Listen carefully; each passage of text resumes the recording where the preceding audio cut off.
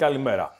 Αυτό το βίντεο έγινε για να παρουσιάσουμε μία μελέτη που κάναμε στον ειδικό φόρο κατανάλωσης στο ηλεκτρονικό τσιγάρο, να αποτυπώσουμε την υφιστάμενη κατάσταση, την ευρωπαϊκή εμπειρία και κυρίως να δούμε τη διαμόρφωση μιας πολιτικής σε επικοινωνία που ήρθαμε με τους φορείς, ώστε να βοηθήσουμε να επιτευχθεί ένα καλύτερο αποτέλεσμα προς το φόρο κατανάλωσης. Η συγκεκριμένη μελέτη πραγματοποιήθηκε το Γενάρη του 2024 για λογαριασμό μιας εκ των κορυφαίων εταιριών στον χώρο παραγωγής υγρών αναπλήρωσης για τα ηλεκτρονικά τσιγάρα, η οποία λειτουργούσε παράλληλα και ως επικεφαλής μιας ένωσης εταιριών του κλάδου. Ο πελάτης έχει έδρα το Ορλάντο και της Αμερικής και εισήλθε στην ελληνική αγορά το 2023 ως αποτέλεσμα της αυξητικής ζήτησης των προϊόντων στην ευρωπαϊκή αγορά. Το έργο υλοποιήθηκε το Γενάρη-Φλεβάριο του 2024 και το πρόβλημα είναι ότι η Ελλάδα είναι μία από τις χώρες που έχει επιλέξει να επιβάλλει ειδικό φόρο κατανάλωσης στα υγρά αναπλήρωσης, ο οποίος θεωρείται υψηλός.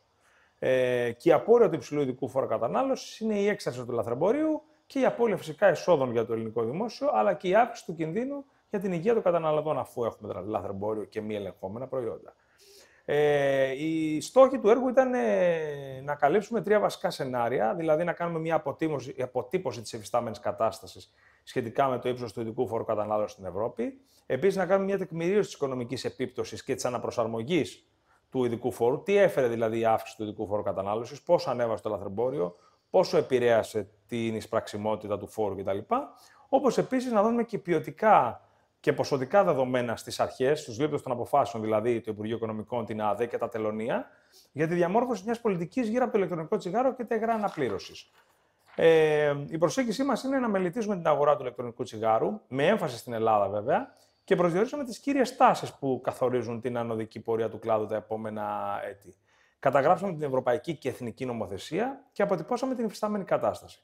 Επίσης, για τη συγκριτική αξιολόγηση του ειδικού φόρου κατανάλωσης της Ελλάδας με άλλες χώρες, επιλέξαμε ένα αντιπροσωπευτικό δείγμα που περιλάμβανε περίπου το 43% των ευρωπαϊκών χωρών. Δηλαδή, οι κύριες χώρες ήταν η Αγγλία, η Γερμανία, η Γαλλία, η Ισπανία, η Ιταλία, μεγάλες και μικρές χώρες πληθυσμιακά, όπως και χώρες στο δυτικό και ανατολικό τμήμα. Είχαμε χώρες με παρόμοια χαρακτηριστικά με την Ελλάδα, τόσο γεωγραφικά, δηλαδή είδαμε τα Βαλκάνια, όσο και πληθυσμιακά, δηλαδή είδαμε την Ουγγαρία. Επίσης, το δείγμα συνέβαλε στην πλήρη τεκμηρίωση της υφιστάμενης κατάστασης και του πολύ ψηλότερου ειδικού φόρου κατανάλωσης. Αποδείξαμε δηλαδή ότι η Ελλάδα είναι πολύ ψηλότερος ο φόρος κατανάλωσης από ό,τι ισχύει στην Ευρώπη. Με εξαίρεση βέβαια τη Γερμανία, που έχει επίσης και αυτή ένα προβληματικό καθεστώς, το οποίο νομίζω ήδη αλλάζει. Συμπεριλάβαμε επίσης ένα case study, το οποίο ήταν του Ηνωμένου Βασιλείου, το οποίο η κυβέρνηση επέλεξε να μην θεσπίσει ειδικό φόρο κατανάλωσης στο ηλεκτρονικό τσιγάρο, σε αντίθεση με άλλα καπνικά προϊόντα, καθώς έτσι θεωρεί ότι θα δώσει κίνητρα στους πολίτες να στραφούν σε λιγότερο επιβλαβείς για την υγεία τους λύσεις. Υπολογίζαμε την επίδραση τυχόν προσαρμογής του ειδικού φόρου κατανάλωσης, αναδεικνύοντας πως η όποια μείωση εσόδων θα έρθει στο κράτος από τον μειωμένο συντελεστή θα εξανεμιστεί κατευθείαν από την αυξημένη ζήτηση και από τον περιορισμό του λαθρεμπορίου, βέβαια. Θα δηλωθούν περισσότερα. Οπότε το αποτέλεσμα ήταν να προτείνουμε συγκεκριμένα μέτρα και προτάσεις, η υιοθέτηση των οποίων θα συμβάλλει στον εξορθολογισμό του ύψους του ειδικού φόρου κατανάλωσης και θα καλύψει επίσης το κενό που υπάρχει στο νομοθετικό πλαίσιο, όπως η δασμολογική κατάταξη των υγρών αναπλήρωσης, με απότερο στόχο τη διατήρηση της ανταγωνιστικότητας του κλάδου, να μην οδηγούμε τον κλάδο σε αδιέξοδα, όπως και την αύξηση των εσόδων του κράτους και τη βελτίωση υγείας των καταναλωτών φυσικά. Τροφοδοτήσαμε τους λήπτες των αποφάσεων με τεκμηριωμένα δεδομένα και με σκοπό να αναθεωρήσουν και να ρυθμίσουν με πιο ολοκληρωμένο και σε ευθυγράμμιση με τα ευρωπαϊκά δεδομένα τρόπο την αγορά του ηλεκτρονικού τσιγάρου στην Ελλάδα.